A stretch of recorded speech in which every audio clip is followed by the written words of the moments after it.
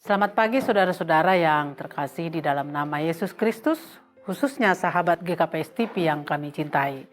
Sebelum kita mendengarkan firman Tuhan pada pagi hari ini, mari kita berdoa.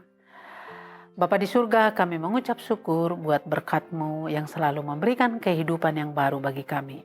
Khususnya pada saat ini kami akan mendengarkan firman-Mu. Berilah Tuhan Roh Kudus kepada kami. Amin. Firman Tuhan untuk kita tertulis di dalam Yakobus 1 ayat 23 sampai 24. Demikian firman Tuhan. Sebab jika seorang hanya mendengar firman saja dan tidak melakukannya, ia adalah seumpama seorang yang sedang mengamati mukanya yang sebenarnya di depan cermin. Baru saja ia memandang dirinya, ia sudah pergi atau ia segera lupa bagaimana rupanya. Demikian firman Tuhan. Saudara-saudara, bisa saja seseorang pintar secara teori, tetapi belum tentu bisa mempraktekannya. Demikian juga, bisa saja seseorang memiliki penguasaan yang baik tentang Alkitab, tetapi belum tentu menghidupinya. Itulah sebabnya, nats kita pada pagi hari ini mengingatkan kita agar kita tidak berhenti pada mendengar firman Tuhan saja, tetapi kita harus sampai pada menjadi pelaku firman Tuhan. Mengapa kita harus menjadi pelaku firman Tuhan? Yang pertama, supaya kita tidak menipu diri kita sendiri. Ini tertulis di ayat 22. Tetapi hendaklah kamu menjadi pelaku firman, dan bukan hanya pendengar saja.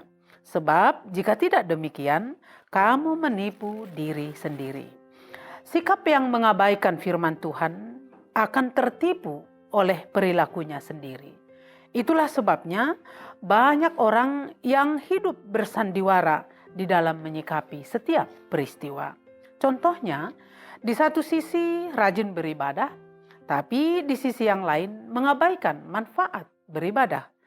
Tahu bahwa mengampuni itu akan membuat beban menjadi ringan, tetapi mengesampingkannya. Orang-orang seperti itulah yang lupa bagaimana rupanya. Tetapi orang yang memberi perhatian untuk melakukan firman akan menyadari manfaat dari firman Tuhan dalam kehidupannya. Sehingga dia mampu menempatkan dirinya sesuai dengan kebenaran firman Tuhan. Yang kedua, supaya mendapatkan kebahagiaan. Ini tertulis di ayat 25. Tetapi barang siapa meneliti hukum yang sempurna, yaitu hukum yang memerdekakan orang, dan ia bertekun di dalamnya. Jadi bukan hanya mendengar untuk melupakannya, tetapi sungguh-sungguh melakukannya, ia akan berbahagia oleh perbuatannya.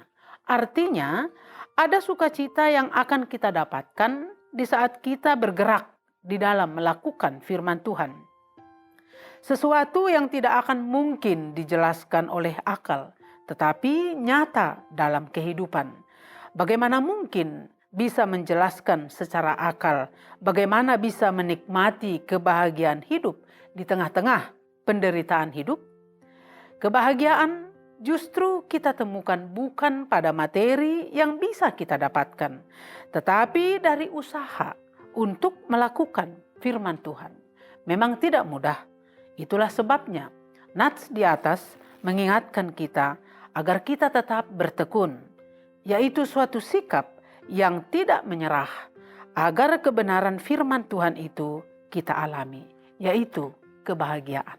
Yang ketiga, jadilah pelaku firman Tuhan.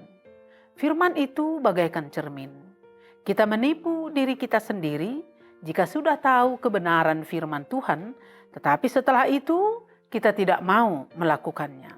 Di samping itu, ketaatan kita untuk melakukan firman Tuhan menjadi pembuktian apakah kita sungguh-sungguh mengasihi Tuhan atau tidak. Jika seseorang mengasihi aku, ia akan menuruti firman-Ku, kata Yesus.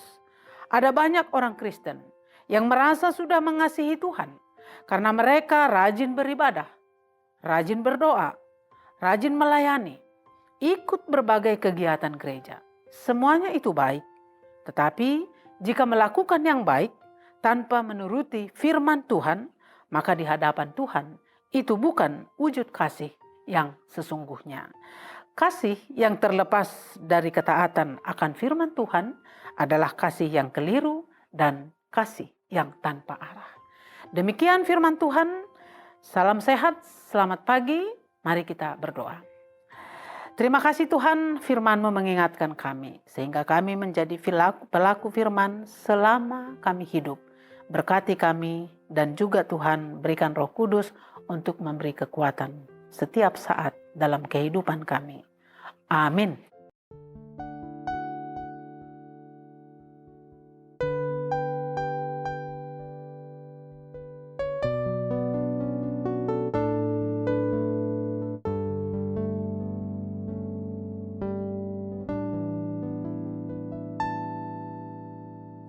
Ini aku,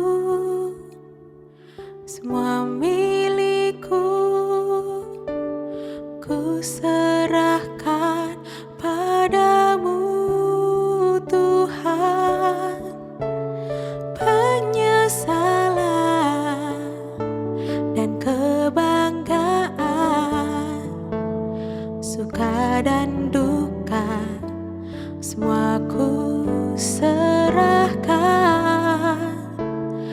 Yang telah lalu, yang kan datang, hasrat dan harapan yang terbayang, masa depan dan rencanaku, semua ku serahkan dalam tangan-Mu.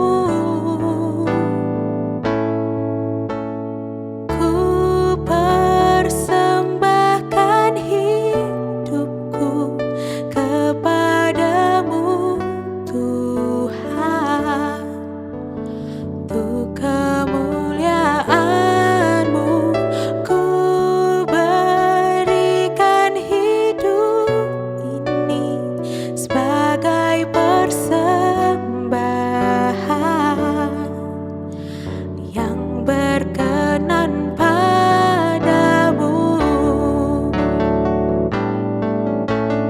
Ku persembahkan hidupku kepadamu Tuhan, untuk kemuliaan-Mu. Ku berikan hidup ini sebagai persembahan yang berkenan padamu. Ku berikan hidup